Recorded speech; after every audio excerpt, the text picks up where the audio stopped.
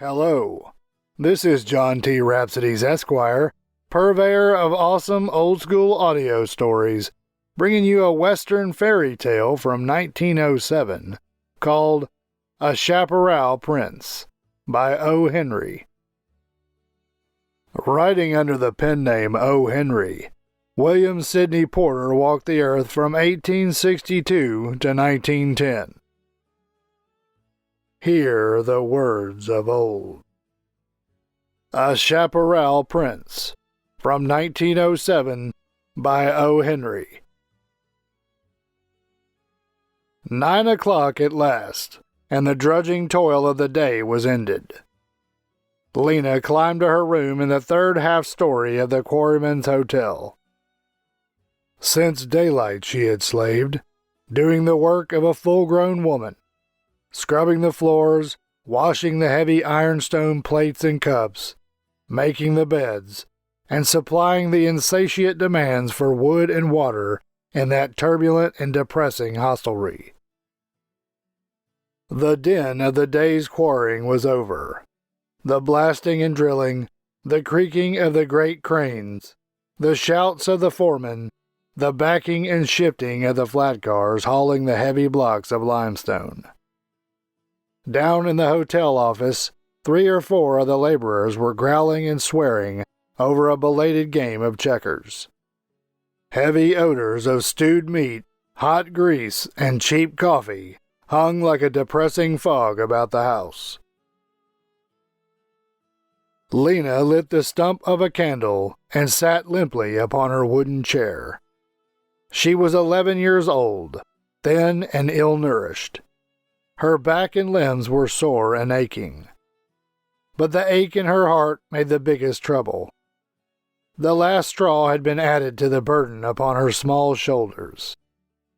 They had taken away Grimm. Always at night, however tired she might be, she had turned to Grimm for comfort and hope. Each time had Grimm whispered to her that the prince or the fairy would come and deliver her out of the wicked enchantment.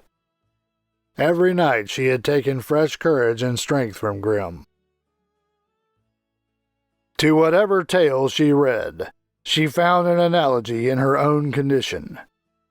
The woodcutter's lost child, the unhappy goose girl, the persecuted stepdaughter, the little maiden imprisoned in the witch's hut. All these were but transparent disguises for Lena, the overworked kitchen maid in the Quarryman's Hotel. And always, when the extremity was direst, came the good fairy or the gallant prince to the rescue.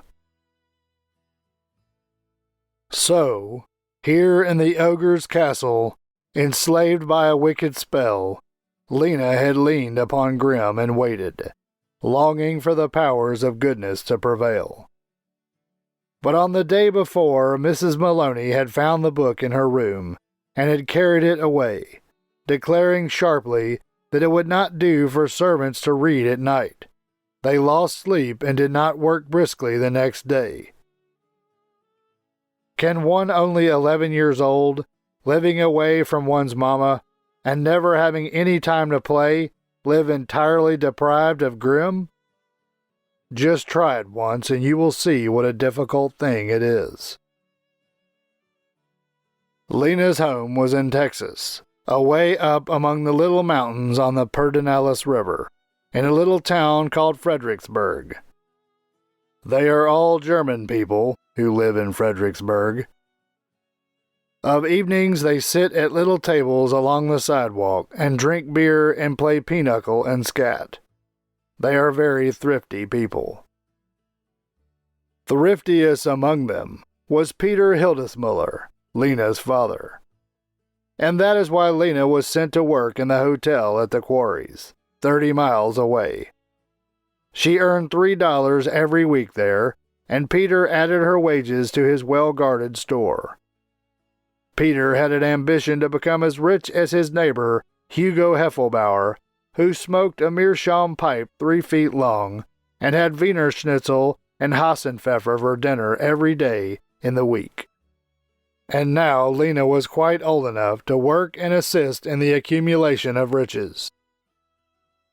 But conjecture, if you can, what it means to be sentenced at 11 years of age from a home in the pleasant little Rhine village to hard labor in the ogre's castle, where you must fly to serve the ogres, while they devour cattle and sheep, growling fiercely as they stamp white limestone dust from their great shoes for you to sweep and scour with your weak, aching fingers. And then to have Grimm taken away from you. Lena raised the lid of an old empty case that had once contained canned corn and got out a sheet of paper and a piece of pencil. She was going to write a letter to her mama. Tommy Ryan was going to post it for her at Ballinger's. Tommy was 17, worked in the quarries, went home to Ballinger's every night, and was now waiting in the shadows under Lena's window for her to throw the letter out to him. That was the only way she could send a letter to Fredericksburg. Mrs. Maloney did not like for her to write letters. The stump of the candle was burning low, so Lena hastily bit the wood from around the lead of her pencil and began to write. This is the letter she wrote. Dearest Mama, I want so much to see you, and Gretel and Klaus and little Heinrich. I'm so tired. I want to see you. Today I was slapped by Mrs. Maloney and had no supper. I could not bring in enough wood, for my hand hurt. She took my book yesterday, Grimm's Fairy Tales, which Uncle Leo gave me. It did not hurt anyone for me to read the book. I try to work as well as I can, but there is so much to do. I read only a little bit every night. Dear Mama, I shall tell you what I'm going to do. Unless you send for me tomorrow to bring me home, I shall go to a deep place I know in the river and drown. It is wicked to drown, I suppose, but I wanted to see you, and there is no one else. I am very tired, and Tommy is waiting for the letter. You will excuse me, Mama, if I do it. Your respectful and loving daughter, Lena. Tommy was still waiting faithfully when the letter was concluded, and when Lena dropped it out, she saw him pick it up and start up the steep hillside. Without undressing, she blew out the candle and curled herself upon the mattress on the floor. At 10:30 p.m., Old Man Ballinger came out of his house in his stocking feet and leaned over the gate, smoking his pipe. He looked down the big road, white in the moonshine, and rubbed one ankle with the toe of his other foot. It was time for the Fredericksburg mail to come pattering up the road. Old Man Ballinger had waited only a few minutes when he heard the lively hoofbeats of Fritz's team of little black mules, and very soon afterward his covered spring wagon stood in front of the gate. Fritz's big spectacles flashed in the moonlight, and his tremendous voice shouted a greeting to the postmaster of Ballinger's. The mail carrier jumped out and took the bridles from the mules, for he always fed them oats at Ballinger's. While the mules were eating from their feed bags, Old Man Ballinger brought out the mail sack and threw it in the wagon. Fritz Bergman was a man of 3 sentiments, or, to be more accurate, 4, the pair of mules deserving to be reckoned individually. Those mules were the chief interest and joy of his existence. Next came the Emperor of Germany and Lena Hildesmuller. "Tell me," said Fritz, when he was ready to start. "Contains the sack a letter to Frau Hildesmuller from the little Lena at the quarries? One came in the last mail to say she is a little sick already. Her mamma is very anxious to hear again." "Yes," said Old Man Ballinger. "There's a letter for Mrs. Helter-Skelter, or some such name. Tommy Ryan brung it over when he come. Her little gal working over there, you say?" "Yeah, in the hotel," shouted Fritz, as he gathered up the lines. 11 years old and not bigger as a Frankfurter. The close fist of Peter Hildesmuller. Some day I shall with the big club pound that man's Dummkopf, all in and out the town. Perhaps in this letter Lena will say that she is yet feeling better, so her mamma will be glad. Auf Wiedersehen, Herr Ballinger. Your feet will take cold out in the night air." "So long, Fritzy," said old man Ballinger. "You got a nice cool night for your drive." Up the road went the little black mules at their steady trot, while Fritz thundered at them occasional words of endearment and cheer. These fancies occupied the mind of the mail carrier until he reached the big post-oak forest 8 miles from Ballinger's. Here his ruminations were scattered by the sudden flash and report of pistols, and a whooping as if from a whole tribe of Indians. A band of galloping centaurs closed in around the mail wagon. One of them leaned over the front wheel, covered the driver with his revolver, and ordered him to stop. Others caught at the bridles of Donder and Blitzen, the mules. "Donnerwetter!" shouted Fritz, with all his tremendous voice. "Was ist? Release your hands from those mules. Wie was the United States mail?" "Hurry up, Dutch," drawled a melancholy voice. "Don't you know when you're in a stick-up? Reverse your mules and climb out of the cart." It is due to the breadth of Hondo Bill's demerit and the largeness of his achievements to state that the holding up of the Fredericksburg mail was not perpetuated by way of an exploit.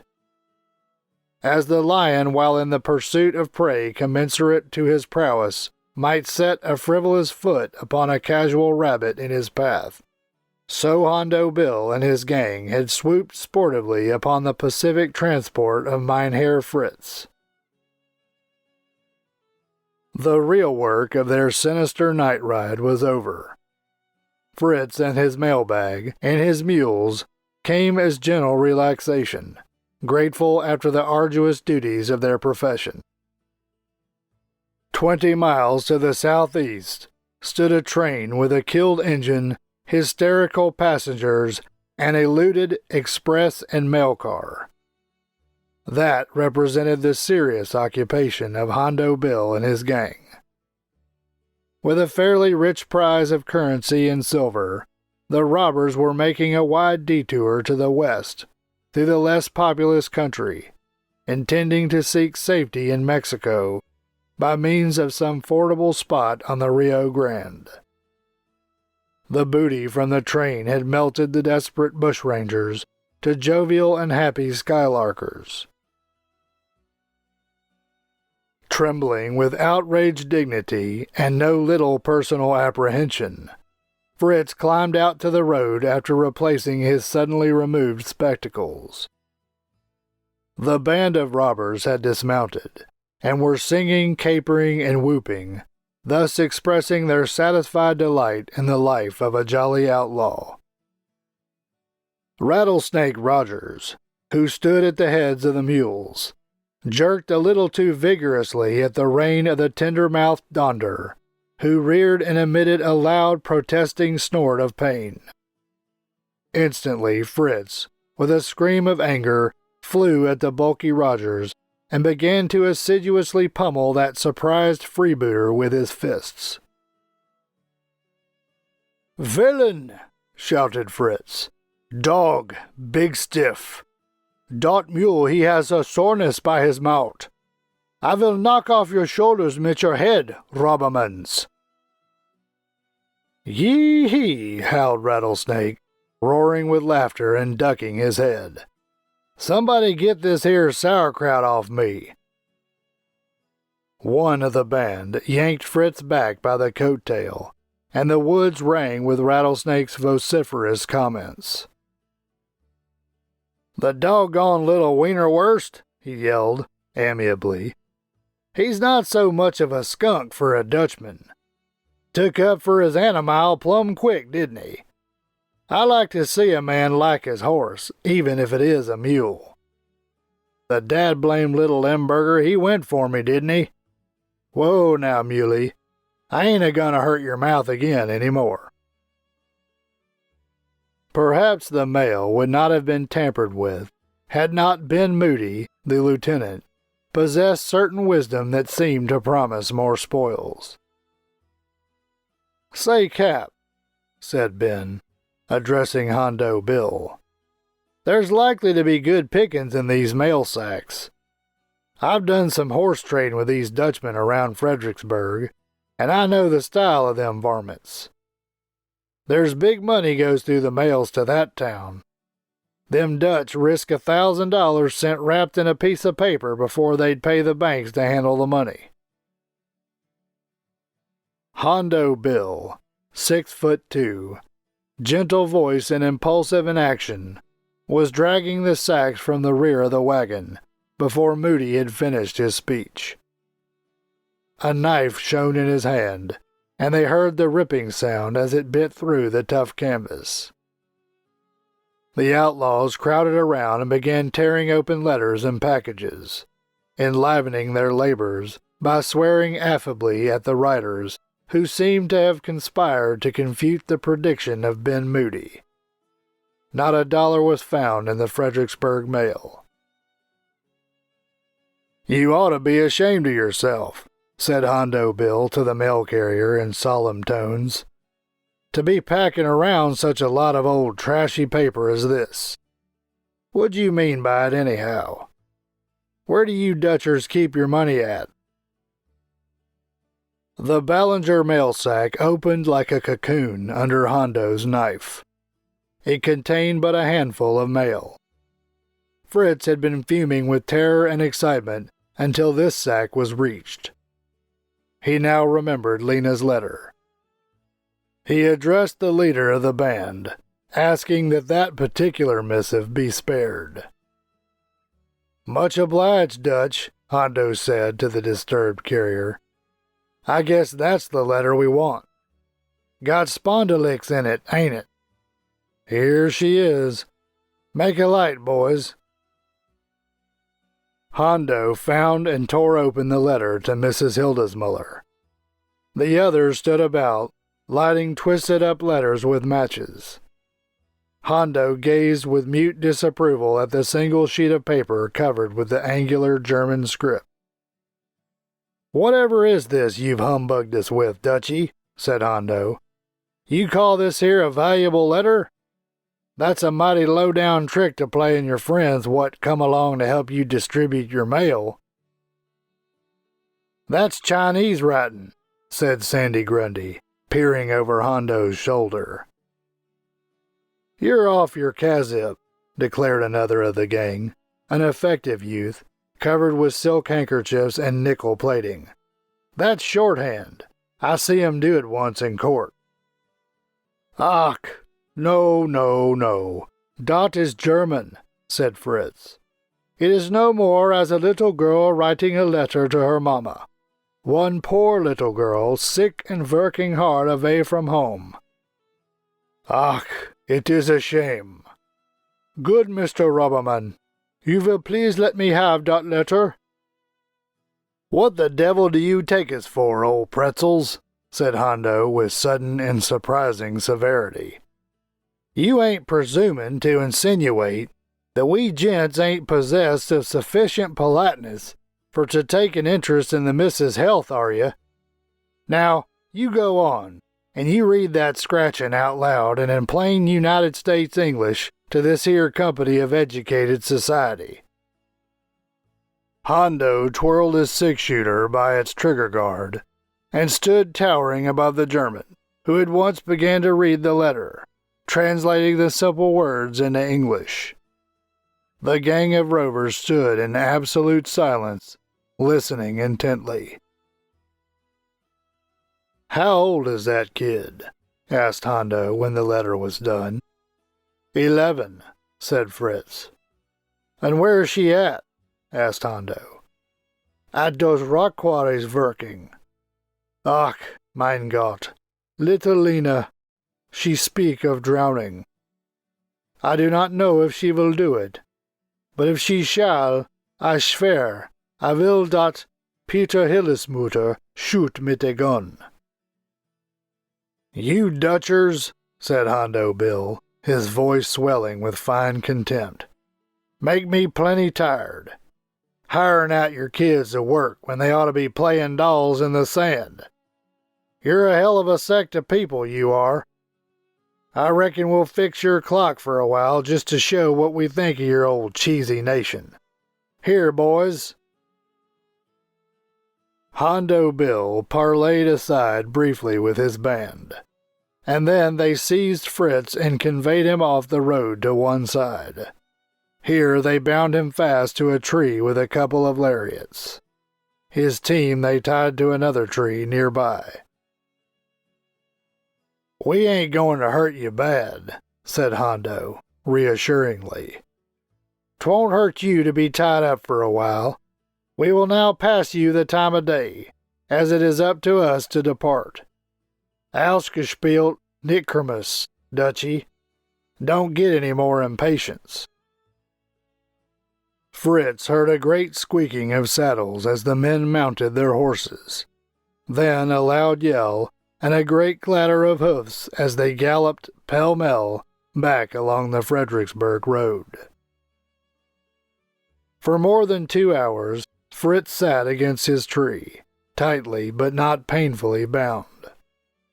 Then, from the reaction after his exciting adventure, he sank into slumber. How long he slept he knew not, but he was at last awakened by a rough shake.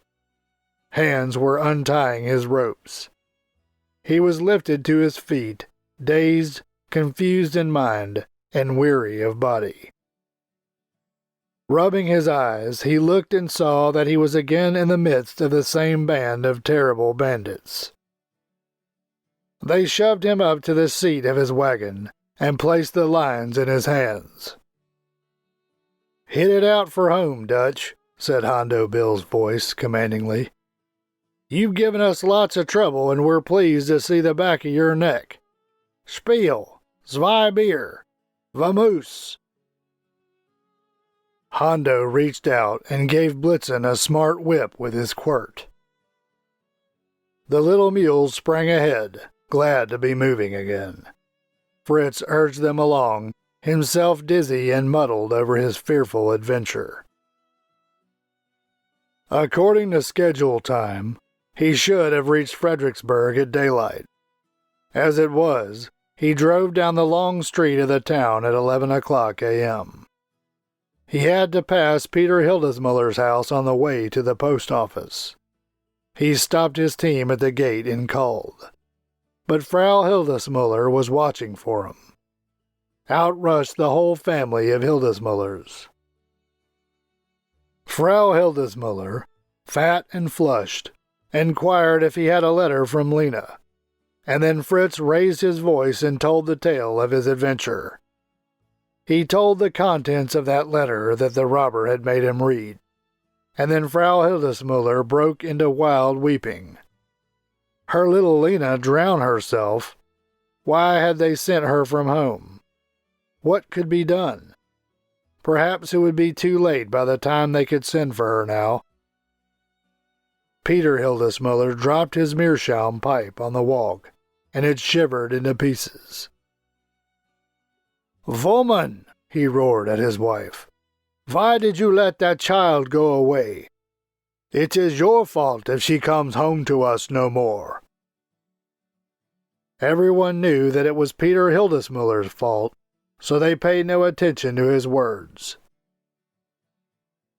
A moment afterward, a strange, faint voice was heard to call, "Mama!" Frau Hildesmuller at first thought it was Lena's spirit calling, and then she rushed to the rear of Fritz's covered wagon and, with a loud shriek of joy, caught up Lena herself, covering her pale little face with kisses and smothering her with hugs. Lena's eyes were heavy with the deep slumber of exhaustion, but she smiled and lay close to the one she had longed to see. There, among the mail sacks, covered in a nest of strange blankets and comforters, she had lain asleep until wakened by the voices around her. Fritz stared at her with eyes that bulged behind his spectacles. "Gott in Himmel!" he shouted. "How did you get in that wagon? Am I going crazy as well as to be murdered and hanged by robbers this day?" "You brought her to us, Fritz," cried Frau Hildesmuller. "However can we thank you enough?" "Tell Mama how you came in Fritz's wagon," said Frau Hildesmuller to Lena. "I don't know," said Lena, "but I know how I got away from the hotel. The prince brought me." "By the Emperor's crown," shouted Fritz, "we are all going crazy." "I always knew he would come," said Lena, sitting down on her bundle of bedclothes on the sidewalk. "Last night he came with his armed knights and captured the ogre's castle. They broke the dishes and kicked down the doors. They pitched Mr. Maloney into a barrel of rainwater and threw flour all over Mrs. Maloney. The workmen in the hotel jumped out of the windows and ran into the woods when the knights began firing their guns. They wakened me up and I peeped down the stair. And then the prince came up and wrapped me in the bedclothes and carried me out. He was so tall and strong and fine. His face was as rough as a scrubbing brush, and he talked soft and kind, and smelled of schnapps. He took me on his horse before him, and we rode away among the knights. He held me close, and I went to sleep that way, and didn't wake up till I got home." "Rubbish!" cried Fritz Bergmann. "Fairy tales! How did you come from the quarries to my wagon?" "The prince brought me," said Lena, confidently. And to this day, the good people of Fredericksburg haven't been able to make Lena give any other explanation. And that concludes O. Henry's 1907 story called A Chaparral Prince. This is John T. Rhapsodies, Esquire, purveyor of awesome old-school audio stories. Thank you for listening. You can find more stories like this in the channel's playlists. Find them by staying tuned for the last 20 seconds of this video and clicking on the end screen icons. You can also go to the channel homepage and click on the playlist tab.